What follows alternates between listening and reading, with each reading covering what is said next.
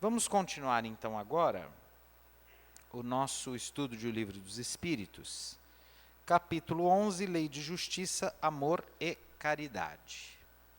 Estamos fazendo uma introdução nessa lei de justiça, amor e caridade, falando sobre esse ideal de justiça, que é sempre um ideal inalcançável, né?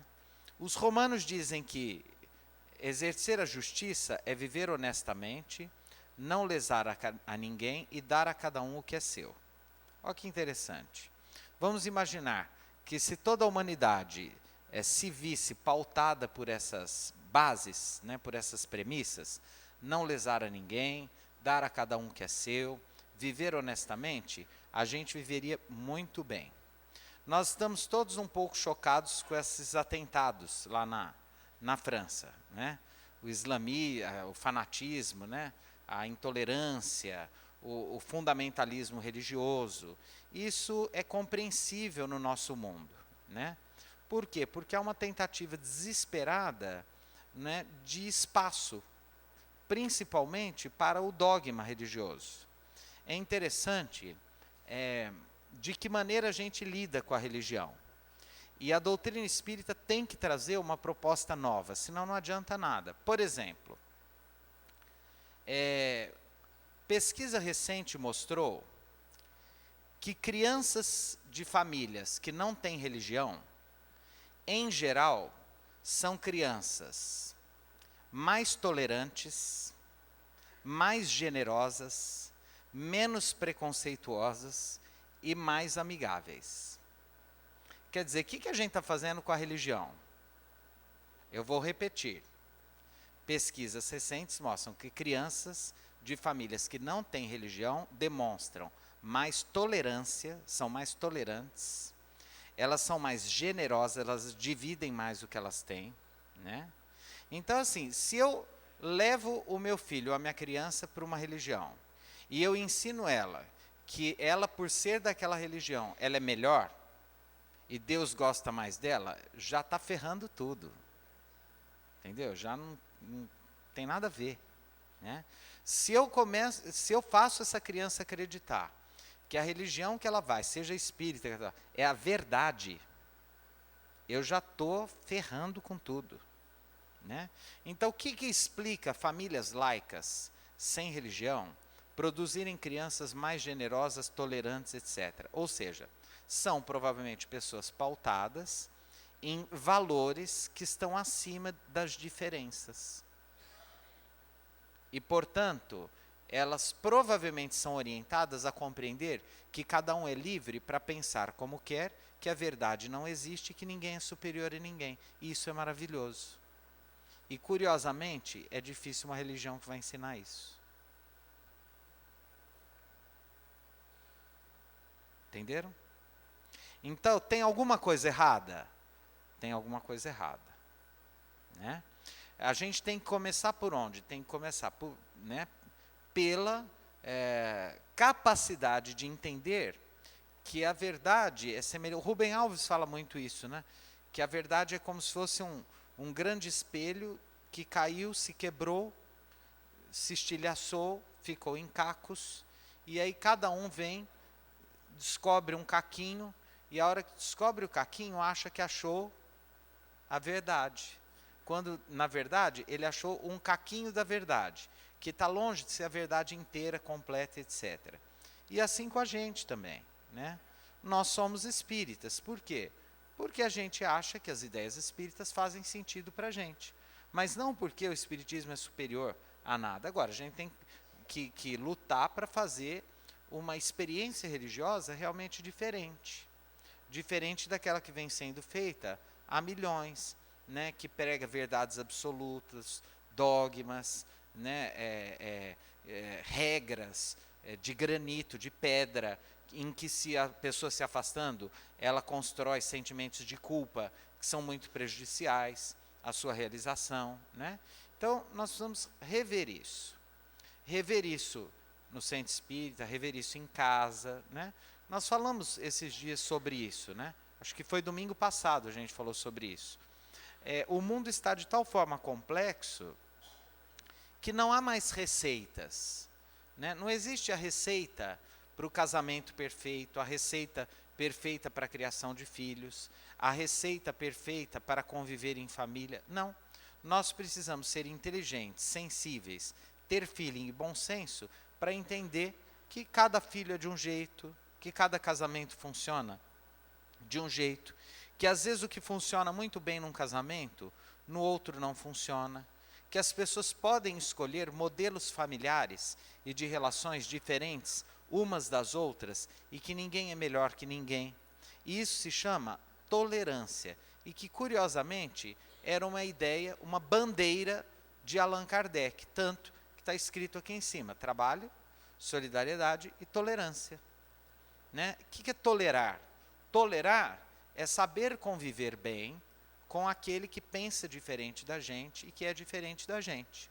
Um mundo em que tudo funciona igual, que todo mundo é igual, que todo mundo tem a mesma religião, que todo mundo pensa do mesmo jeito, que todo mundo acha a mesma coisa, é um mundo muito sem graça.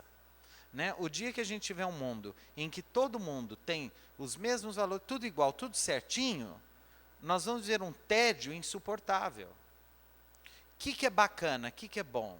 O bacana, o bom, é esse mosaico, é esse vitral.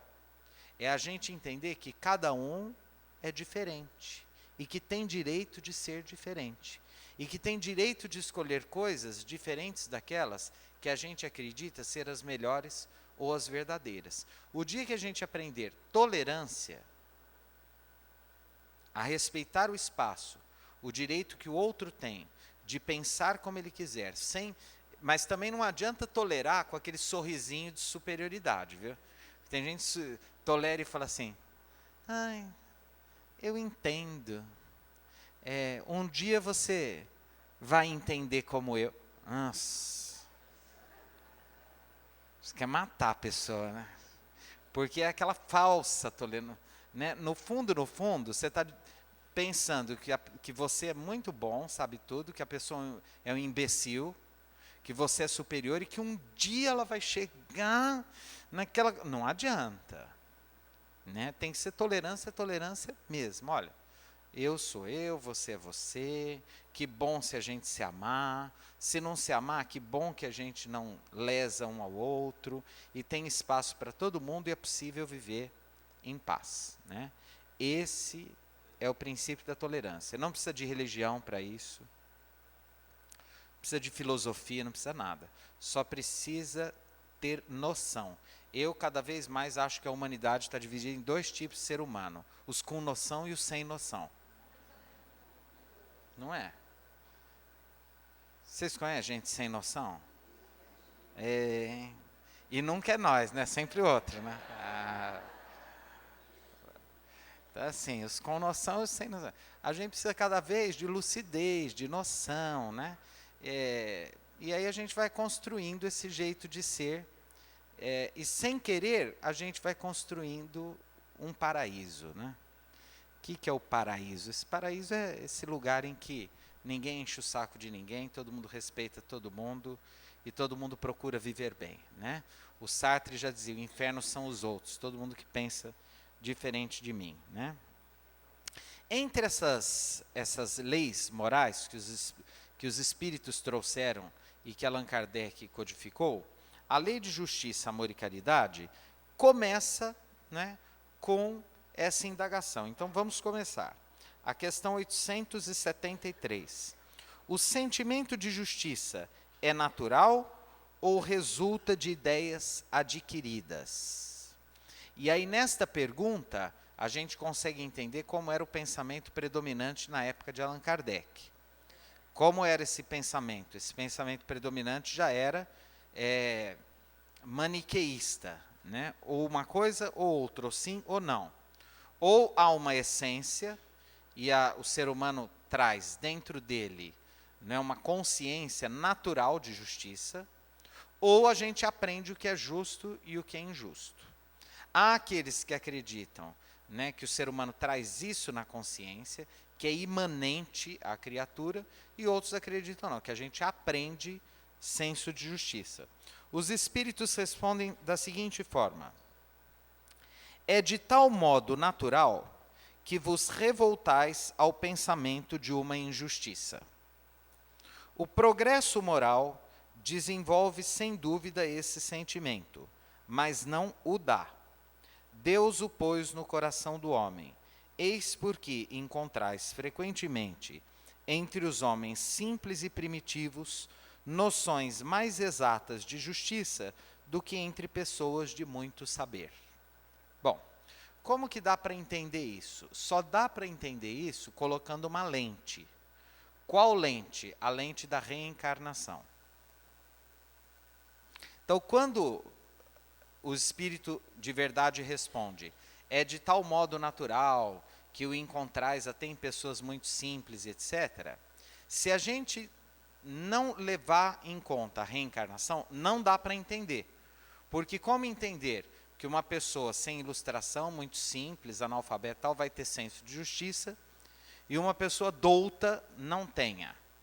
Provavelmente, aquela pessoa que a gente olha, que é muito simples, etc. e tal, é um espírito que já tem conquistas morais e intelectuais, mas que naquela encarnação está, né, sob a roupagem de uma pessoa muito humilde, muito simples, um camponês, etc. e tal. Mas pode ser que ele tenha mais experiência e mais evolução do que aquele douto que não consegue ter senso de justiça.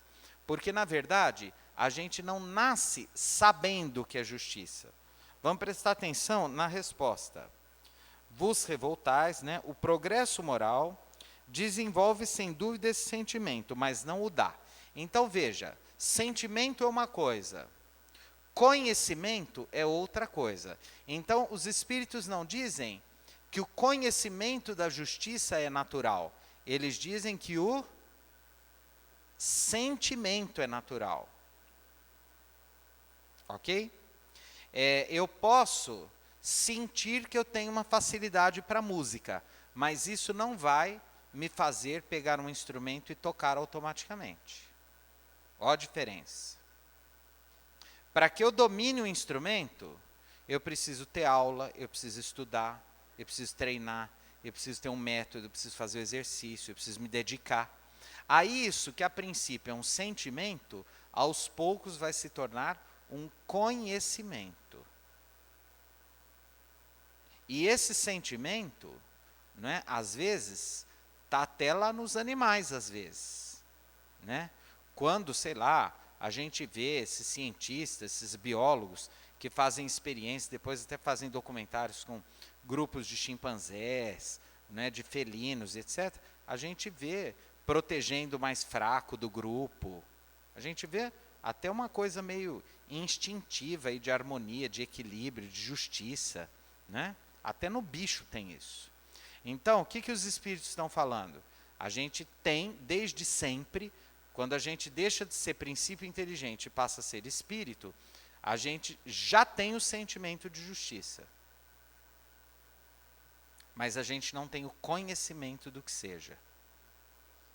E justamente esse sentimento que faz com que a gente queira fazer justiça de uma forma imediata.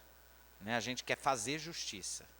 Esse fazer justiça com as próprias mãos, os sociólogos chamam de autotutela.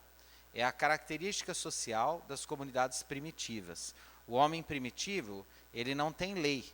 É aquilo que o Durkheim chamava de sociedade anômica, anomia social, sem lei. Era o caos, era a barbárie. Mas já existia um sentimento de justiça, que alimenta essa prática da autotutela. Eu tutelo a mim e ao meu grupo. Eu faço justiça com as próprias mãos. Então, todo mundo tem um sentimento de justiça? Tem. Então vamos deixar a justiça para cada um fazer do seu jeito, já que todo mundo tem o sentimento? Não. Por quê? Porque embora a gente tenha o sentimento, a gente não tem nem a serenidade, nem o conhecimento, nem a sabedoria para medir, para temperar, para usar esse sentimento de justiça que a gente tem. Inclusive, é muito comum a gente, diante de uma situação de injustiça, a gente reagir de uma forma, às vezes, muito violenta. Né? Então, de repente, sei lá, Você tem lá seu filhinho, um marmanjo passa, dá um tapa na cabeça dele, você mata o cara. Por quê? Você fica tão revoltado com aquilo. Como assim, dando um tapa na cabeça de uma criança? Tá, mas se a gente for pensar bem, entre um tapa na cabeça de uma criança e você acabar com a vida de uma pessoa, você não fez justiça. Mas o que te levou a matar é um sentimento inato de justiça, que de verdade não foi feita. Por isso que a gente precisa de instâncias públicas, né, para realizar uma justiça a partir de princípios N que busquem esse ideal, que nós, no afã da realização da justiça, movidos pelo dilaceramento, pela passionalidade, nunca seríamos capazes de realizar. Então a gente precisa inclusive tomar cuidado com esse sentimento de justiça, né, que habita em nós, porque ele pode ser muito perigoso também, né? E o que mais que os espíritos dizem aqui? Eis porque encontrais frequentemente, né? Ele vai falar, então vamos voltar para essa lente da reencarnação. A vida, olhando sem a lente da reencarnação, o mundo, a vida é absurda, ela não faz sentido nenhum. Pelo contrário, ela é uma tremenda de uma sacanagem. Por quê? Porque uns nascem felizes, lindos, maravilhosos, ricos, outros nascem pobres. Então, assim, ou tem reencarnação, ou Deus não existe.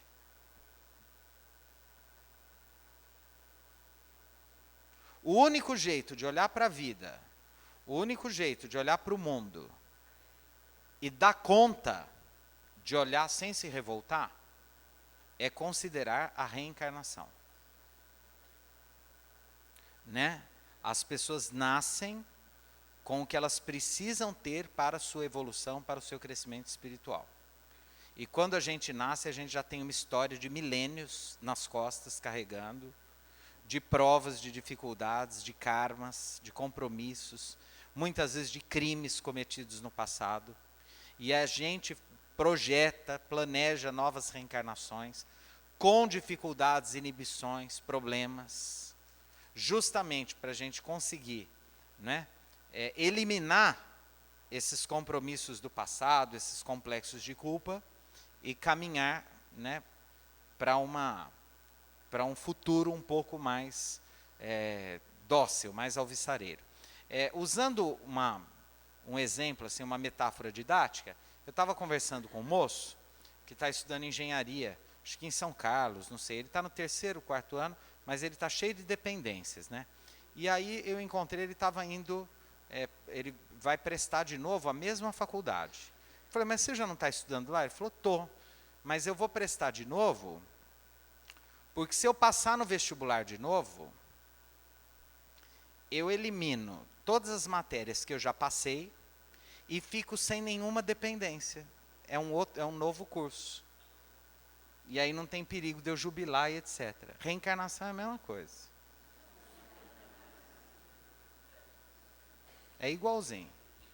Você está cheio de coisa pendurada.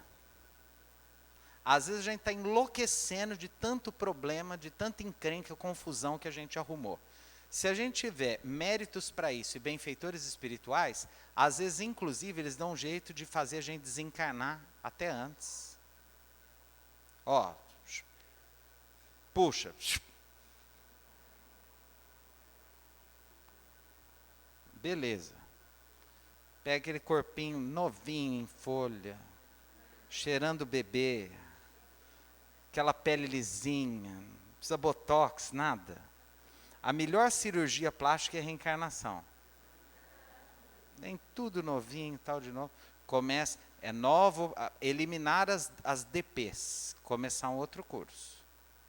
Né? Isso também é da misericórdia divina, porque quando a gente reencarna, a gente dá um tempo aqui dos nossos dramas. Se você está reclamando da vida, espera desencarnar para você ver.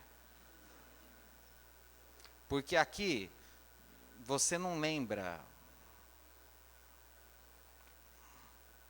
daquelas burradas que você fez no passado, aqueles crimes que você cometeu, aquele povo que você odeia e que agora está tudo dentro da sua casa, e que você ama de paixão, está tudo adormecido.